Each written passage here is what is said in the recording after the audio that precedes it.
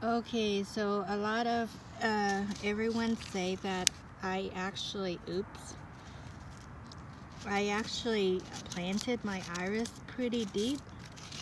Well, to be quite honest, I actually I'm just trying to dig this one out here. Considerably, it's actually kind of deep, but if you look at it this way, it's not as deep. It's not like 2 or 3 inches um, deep. So you want to, yes, you want to plant your iris where the rhizome is in the surface a little bit, but as you can see, this is the rhizome right here. And over time when you water, the water seeps in and it covers. This here, it did bloom for me.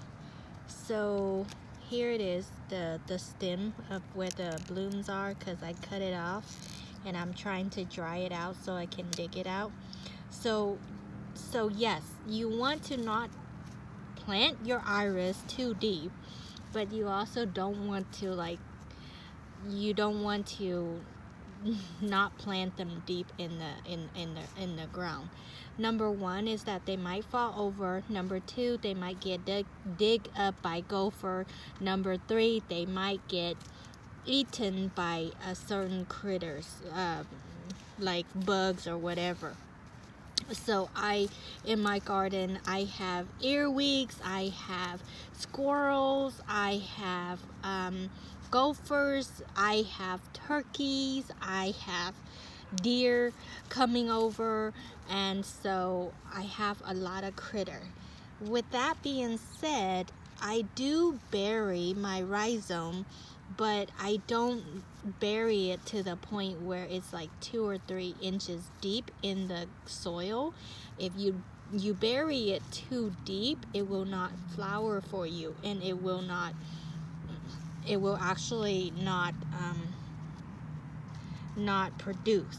So this one is kind of like this rhizome here is, it only give me one increase, as you can see. This one is the mother rhizome, and she flowered for me this year, and I chopped off the main. I don't want it to go to seed, so I chopped off the mother the flower stem, and it only gave me one increase. So basically this one is actually not very healthy in my book of irises that I grow, because I don't really it has the drip system here, and as you can see, the drip system is not right on top of the rhizome, it's like out here, so therefore it missed the watering. But there are roots that comes towards this way.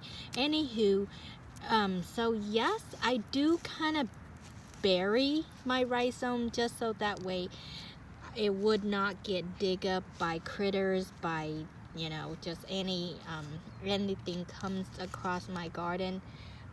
Basically, I do get flower even though I kind of semi bury it. So you don't have to plant your iris where your rhizome shows on the surface. If it shows on the surface, good, but you also want to make sure that there are enough they're in the ground enough, so that way it establish the roots. Sometime if you leave the rhizome on top and the root is not established easily, it might get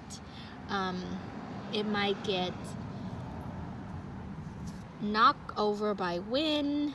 The critter might dig it up and carry it somewhere else. The squirrel may think that it's whatnot, and that could happen too. And so this here is not a very good label for your iris. As you can see, it cracked. I mean, it broke. And also, because it's made out of plastic, when you write your name on it, it fades over time.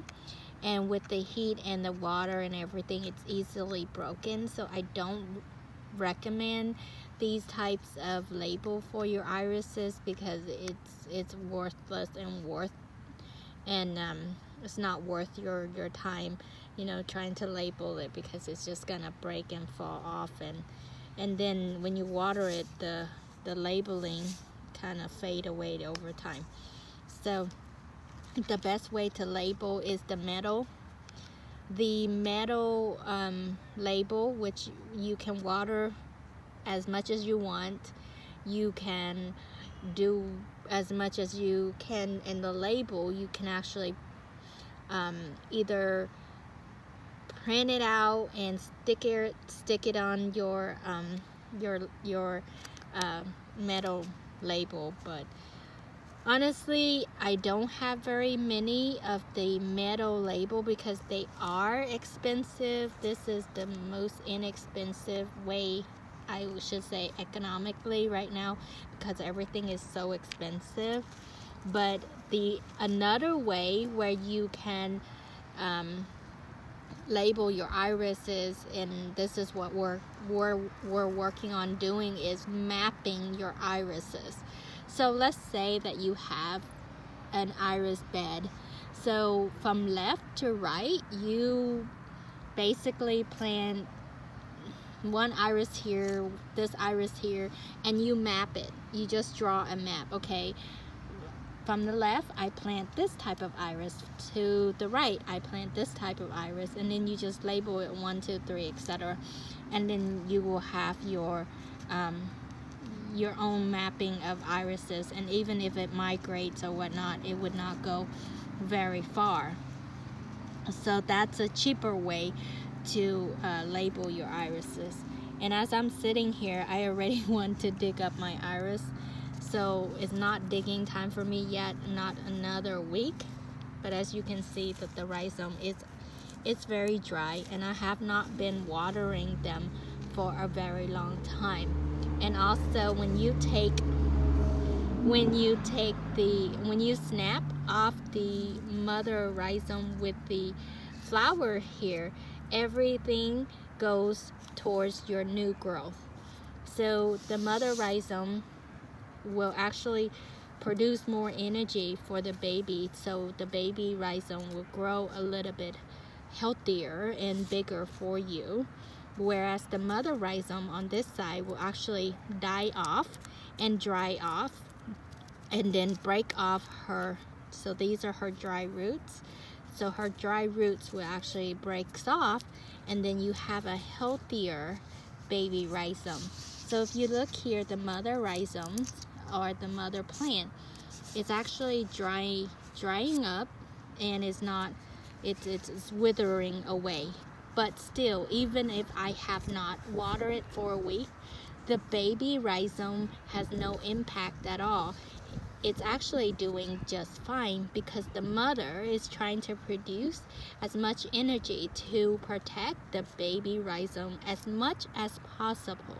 So with that being said, that's my strategy. And also we have like heat waves and stuff like that. Therefore, burying it like less than, so you saw that I only dig up this much soil, a handful of soil. So there we go. So if it's in the ground like this, it's okay too, because it keeps the rhizome from getting burned or getting too hot. So if you're planting your iris and you're like, oh my god, am I burying it too deep? If you can just basically use your hands and rub against it like this, and you see the rhizome, that means you're not burying it too deep. So that's how I plant it, and as you can see, it does flower, it does produce a baby. This is the unhealthy one, but it is a good example. Good luck out there, and let me know if you have any questions.